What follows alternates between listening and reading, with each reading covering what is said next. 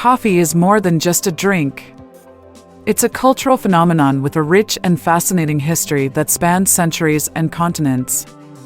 The story begins in the Ethiopian highlands, where legend has it that a goat herder named Kaldi first discovered the energizing effects of coffee beans after observing his goats, becoming more alert and energetic after eating the red berries from a nearby bush. From Ethiopia, coffee quickly spread throughout the Arabian Peninsula and beyond, becoming a staple of daily life and spawning a thriving trade that brought the beans to far-off lands. As coffee gained popularity, it also gained a reputation as a drink of the intellectuals, and coffee houses became centers of social and political activity where philosophers, artists, and politicians gathered to discuss the latest ideas and news of the day. Today, coffee continues to be one of the world's most beloved beverages, enjoyed by millions of people every day, and fueling countless early mornings, late nights, and all-nighters in between. However, not everyone can equally enjoy this drink. While coffee can be energizing or even antidepressant, it can be pretty harmful for someone. Let's see what scientists have to say about this. Coffee can be a powerful allergen for some people, and an allergic reaction to coffee can range from mild to severe, depending on the individual. The most common components of coffee that can cause an allergic reaction include proteins. Coffee contains a number of proteins that can trigger an allergic response, including the proteins found in the coffee beans themselves and the proteins that are formed when coffee is roasted. Caffeine. While caffeine is not a protein, it is a stimulant that can cause an allergic-like reaction in some people, leading to symptoms such as jitters, rapid heartbeat, and difficulty sleeping.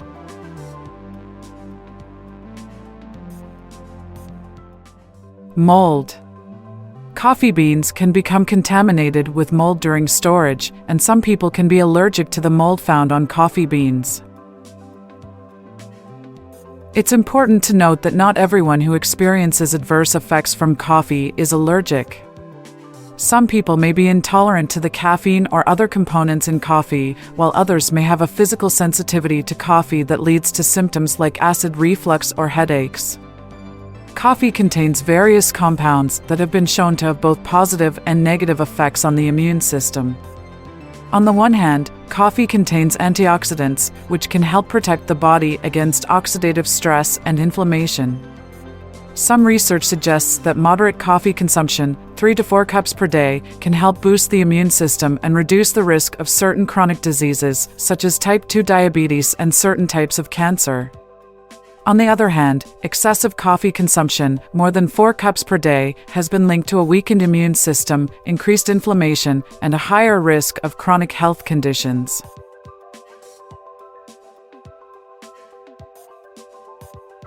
Caffeine, the main stimulant in coffee, can interfere with the normal functioning of the immune system and make the body more susceptible to infection and disease.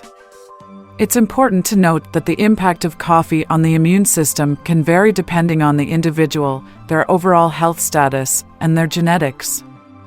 Therefore, it is recommended to consume coffee in moderation and to speak with your doctor if you have any concerns about the effects of coffee on your health. By the way, if we are already talking about genetics, studies have suggested that variants in the PDSS2 gene may be associated with differences in coffee consumption and caffeine metabolism, as well as with the risk of certain chronic health conditions. The PDSS2, prolyl desaturase 2, gene, encodes an enzyme that is involved in the synthesis of polyunsaturated fatty acids, PUFAs, which play important roles in cellular membrane structure and function, as well as in the regulation of inflammation and immunity. For example, some research has shown that individuals with certain PDSS2 gene variants may metabolize caffeine more slowly and have a lower tolerance for caffeine, which could lead to an increased risk of adverse effects, such as jitters, anxiety, and insomnia, with high caffeine consumption. Additionally, other studies have suggested that the PDSS2 gene may play a role in the development of type 2 diabetes, and that coffee consumption may interact with PDSS2 gene variants to affect diabetes risk.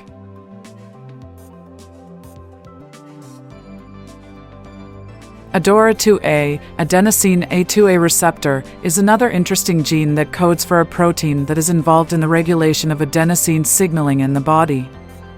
Adenosine signaling plays an important role in regulating various physiological processes, including the sleep-wake cycle, blood flow, and the release of certain hormones and neurotransmitters. So, studies have suggested that variants in the ADORA2A gene may be associated with differences in coffee consumption and caffeine metabolism, as well as with the risk of certain health conditions. For example, some research has shown that individuals with certain ADORA2A gene variants may metabolize caffeine more quickly and have a higher tolerance for caffeine, which could lead to a lower risk of adverse effects such as jitters, anxiety, and insomnia with high caffeine consumption.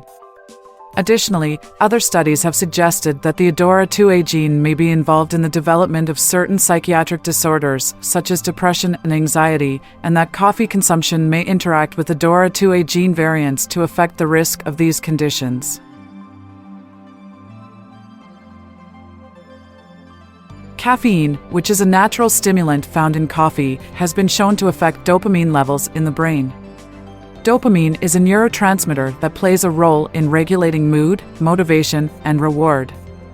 Studies have suggested that caffeine can increase dopamine release in the brain, which can lead to increased alertness, focus, and motivation.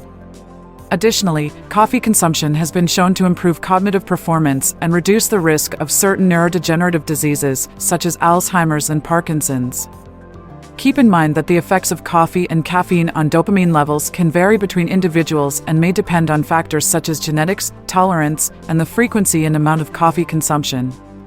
In some cases, excessive coffee consumption can lead to negative effects such as anxiety, insomnia, and decreased focus and motivation.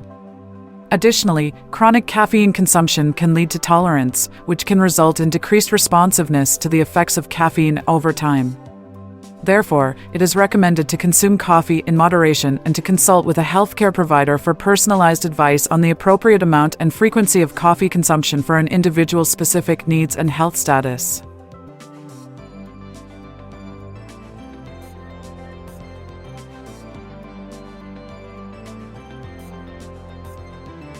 However, it is important to note that this is an active area of research and that the findings are still preliminary, and more research is needed to fully understand the relationship between the genes, coffee consumption, and health outcomes.